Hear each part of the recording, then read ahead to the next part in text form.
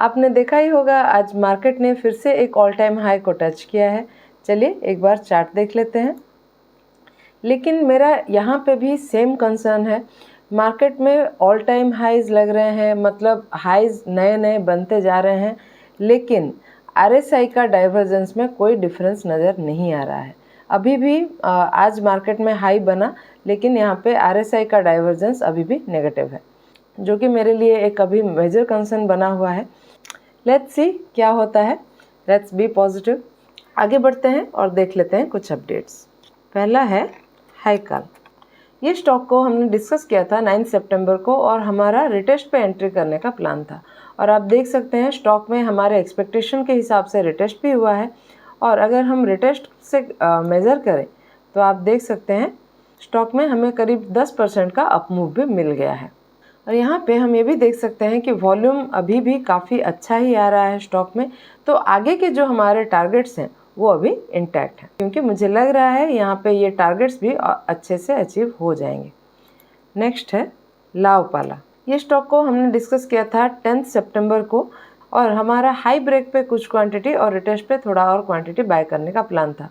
लेकिन आप देख सकते हैं स्टॉक में रिटेस्ट तो नहीं हुआ है, लेकिन हाई ब्रेक से भी अगर हम देखेंगे तो हमें स्टॉक में 3.5% का अपमूव मिल गया है। और अगर हम देखेंगे तो हमारा पहला टारगेट भी सिर्फ 4-5 रुपए से ही बचा है। ऑलमोस्ट पहला टारगेट यहाँ पे अचीव हो गया है। नेक्स्ट है डी लिंक। ये स्टॉक को हमने डिस्कस किया था 5 सितंबर को, जब स्टॉक में यहाँ पे ये डोजी बना था और हमारा प्लान था स्टॉक में अगर रिटेस्ट होता है, मान लीजिए ये सपोर्ट के लेवल तक 645 के आसपास, या फिर ये जो हमारा ट्रेंड लाइन हमने ड्रॉ किया है इस ट्रेंड लाइन के आसपास भी हमने बोला था कि स्टॉक नीचे आ सकता है। और आप देख सकते हैं स्टॉक में हमारे एक्सपेक्टेड लेवल के आसपास रिटेस्ट भी हुआ है और हमारा जो पहला टारगेट था 704 का वो भी स्टॉक में अचीव हो गया है। और अगर रिटेस्ट के लेवल से मेज़र करें तो हमें करीब 16% का अपमूव यहाँ पे देखने को मिला है। नेक्स्ट है सेंचुरी टेक्सटाइल। ये स्टॉक को हमने कल ही डिस्कस किया था और हमारा यहाँ पे हाई ब्रेक पे कुछ क्वांटिटी और रिटेस्ट पे और क्वांटिटी ऐड करने का प्लान था। यहाँ पे भी आप नोटिस कर सकते हैं स्टॉक में रिटेस्ट हुआ है हमारे एक्सपेक्टेड लेवल तक और हमारा जो पहला टारगेट था 2810 का वो अचीव हो गया है। नेक्स्ट स्टॉक है एडवांस्ड एंजाइम। ये स्टॉक को भी हमने कल ही डिस्कस किया था और यहाँ पे भी हमारा रिटेस्ट पे एंट्री करने का प्लान था और आप देख सकते हैं स्टॉक में रिटेस्ट हुआ है हमारे एक्सपेक्टेड लेवल तक और हमें अपमूव भी देखने को मिला है। अगर मेज़र करें तो करीब 7% का अपमूव यहाँ पे हमें देखने को मिला है। नेक्स्ट स्टॉक है प्रकाश इंडस्ट्रीज। ये स्टॉक के बारे में बहुत लोग बहुत कुछ कमेंट कर रहे थे। कोई बोल रहे हैं कि नीचे आ गया है, काफ़ी नीचे आ गया है, कोई बोल रहे हैं क्या हो गया। टू बी वेरी फ्रैंक, कुछ भी नहीं हुआ है, एक स्टॉप लॉस बस हिट हुआ है। देखिए, हम जब स्टॉक्स को एनालाइज करते हैं उसके पीछे हमारा कुछ लॉजिक होता है और उस लॉजिक के बेसिस पे हम डिसाइड करते हैं स्टॉक को बाय करना है कि नहीं बाय करना है, सेल करना है, होल्ड करना है, क्या करना है। तो वो लॉजिक के बेसिस पे हम एक प्लान बनाते हैं और जब हम एंट्री करते हैं सबसे पहले हम अपना स्टॉप लॉस डिसाइड करते हैं और अकॉर्डिंगली टारगेट को डिसाइड करते हैं। सो जैसा मैं हमेशा बोलती हूँ, अगर आप कोई भी स्टॉक में एंट्री किए हैं तो प्रॉपर एनालिसिस के साथ करें, उसके पीछे के लॉजिक को समझें। बस नाम सुन के आप उस पर अपना पोजीशन बना लेंगे, फिर आपका स्टॉप लॉस हिट हो जाएगा और आप किसी को ब्लेम करेंगे, इससे कुछ फ़ायदा नहीं होता है। मुझे हो या फिर किसी और एनालिस्ट को हो, अगर आप कमेंट में लिखते हैं कि क्या हो गया, इतना बड़ा स्टॉप लॉस हो गया, इतना बड़ा लॉस हो गया, उससे आपको कुछ फ़ायदा नहीं मिल रहा है। अगर हम ट्रेड करते हैं उसका एक पहलू ये भी है कि हमारा स्टॉप लॉस भी हिट हो सकता है, तो उसके लिए भी प्रिपेयर्ड रहना पड़ता है। और अगर आप स्टॉप लॉस हिट होने से डरते हैं तो ट्रेडिंग आपके लिए नहीं है। बेटर है आप किसी रिस्क फ्री और सेफ इन्वेस्टमेंट में अपना पैसा डालें। और अगर आप ट्रेड कर ही रहे हैं तो उतना स्टॉप लॉस प्लान करें जितना में आपका रात का नींद ना हराम हो, क्योंकि सिर्फ ट्रेडिंग के चक्कर में अगर इतना लोड आप लेंगे तो ट्रेडिंग नहीं कर सकते। सो किसी स्टॉक को अगर आइडेंटिफाई किया गया है तो उसके पीछे के लॉजिक को समझिए, अपना खुद का एनालिसिस कीजिए। सिर्फ किसी के रिकमेंडेशन पे अगर आप स्टॉक लेते रहेंगे तो आप ऐसे ही ब्लेम करते रहेंगे, उससे आपको कुछ फ़ायदा नहीं होगा। जैसे बिजनेस में प्रॉफिट और लॉस दोनों के चांसेस होते हैं, वैसे ही ट्रेडिंग भी एक सॉर्ट ऑफ बिजनेस है जिसमें कभी प्रॉफिट हो सकता है और कभी लॉस। हमको ये बैलेंस मेंटेन करके चलना है, देखना है कैसे हमें ज़्यादा से ज़्यादा प्रॉफिट हो, और अगर कभी कभार लॉस हिट हो जाता है, स्टॉप लॉस हिट हो जाता है तो कोई बड़ी बात नहीं है। लेट्स मूव ऑन, आगे देखना है, अच्छे ट्रेड्स को आइडेंटिफाई करना है और अपना ट्रेडिंग का जर्नी को कंटिन्यू रखना है। और मैं होप करती हूँ हम जो यहाँ पे डिस्कस करते हैं उस डिस्कशन के पीछे के लॉजिक को आप समझ रहे हैं और एक प्रॉपर एनालिसिस के साथ ही अपना ट्रेड्स प्लान कर रहे हैं। और जैसा कि मैं हमेशा बोलती हूँ, मैं कोई भी स्टॉक आपको रिकमेंड नहीं करती। अगर आपको सेटअप सही लग रहा है, आपको लग रहा है कि कोई स्टॉक काफ़ी ज़्यादा कन्विंसिंग है आपके लिए, तो ही आप ट्रेड को प्लान करें। और प्रकाश इंडस्ट्रीज़ के अपडेट्स की अगर बात करें तो यहाँ पे हमने हाई ब्रेक पे एंट्री करने का प्लान किया था और उसके साथ साथ मैंने एक स्टॉप लॉस 3.5% के आसपास का दिया था 211 के लेवल पे, और एक और स्टॉप लॉस हमने प्लान किया था अराउंड 7% का 202-203 के लेवल पे। तो ऐसा नहीं है कि हमने बिना स्टॉप लॉस प्लान किए अपने स्टॉक्स को प्लान किया था, हमने with proper stop loss stocks को आइडेंटिफाई किया था।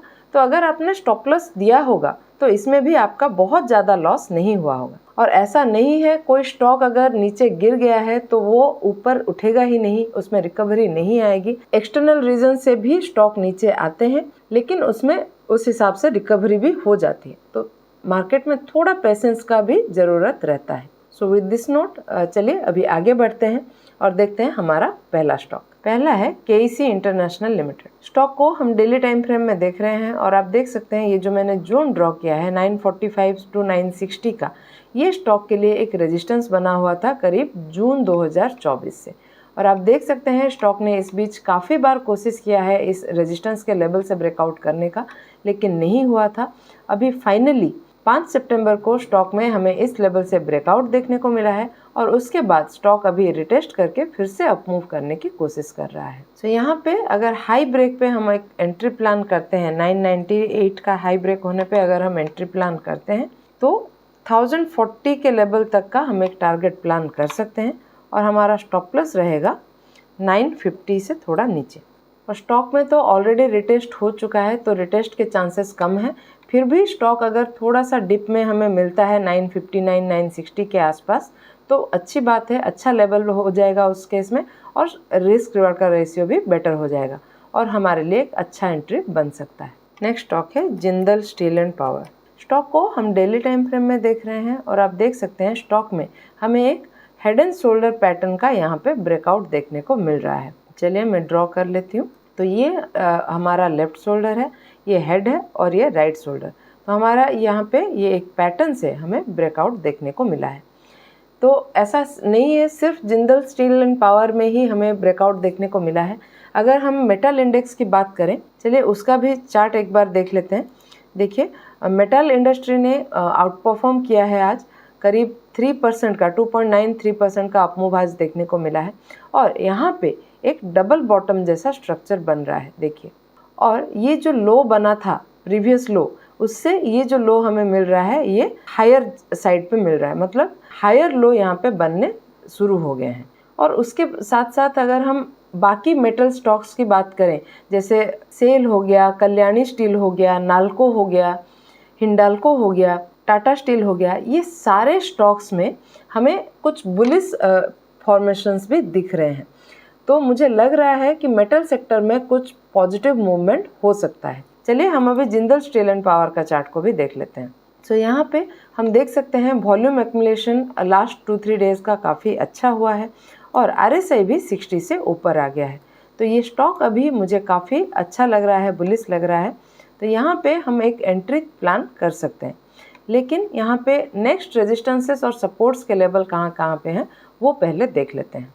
यहाँ पे मैं अगर एक जोन ड्रॉ करूँ इस लेवल पे, देखिए तो ये स्टॉक के लिए एक रेजिस्टेंस का लेवल है, इमीडिएट रेजिस्टेंस का लेवल है, क्योंकि 1000 का लेवल जनरली एक साइकोलॉजिकल लेवल होता है और स्टॉक ने यहाँ पे पहले भी काफ़ी बार रेजिस्टेंस लिया है।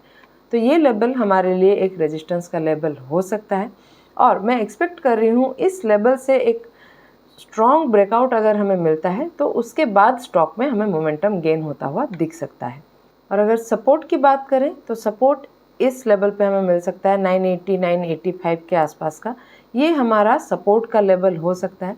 तो यहाँ पे एंट्री को कैसे प्लान करेंगे, तो स्टॉक अगर अभी अप मूव करता है और ये रेजिस्टेंस को फेस करता है और नीचे आ जाता है 985 के आसपास, तो हमारे लिए एक अच्छा एंट्री का पोजीशन बन सकता है।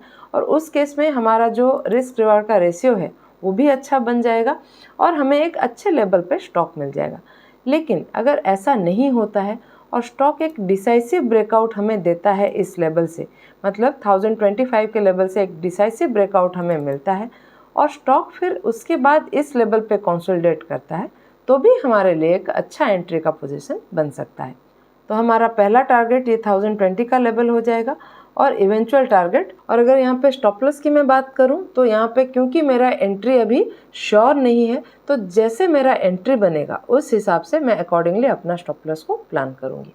सो जिंदल स्टील एंड पावर का तो हमने एनालिसिस कर लिया है। बाकी जो हमारे मेटल के सेक्टर्स के स्टॉक्स हैं जो मैंने आपको बोला, आप प्लीज़ उन सबको भी एक बार ज़रूर स्टडी कीजिए और कमेंट में बताइए आपका उसके ऊपर क्या राय है। चलिए नेक्स्ट स्टॉक को देखते हैं। अगला है एक्सिस बैंक। स्टॉक को हम पहले वीकली टाइम फ्रेम में देख रहे हैं और आप देख सकते हैं ये जो मैंने जोन ड्रॉ किया है 1140 से 1150 का, ये स्टॉक के लिए एक इम्पॉर्टेंट लेवल है। पहले स्टॉक ने इस लेवल से रेजिस्टेंस लिया है और फिर इस लेवल से ब्रेकआउट के बाद स्टॉक में फिर से थोड़ी प्रॉफिट बुकिंग हुई है और स्टॉक इसी लेवल पे फिर से सपोर्ट ले रहा है। चलिए स्टॉक को अभी डेली टाइम फ्रेम में देखेंगे। डेली टाइम फ्रेम में आप नोटिस कर सकते हैं स्टॉक में रिटेस्ट हुआ है और रिटेस्ट के बाद स्टॉक अभी फिर से अप मूव करने की कोशिश कर रहा है।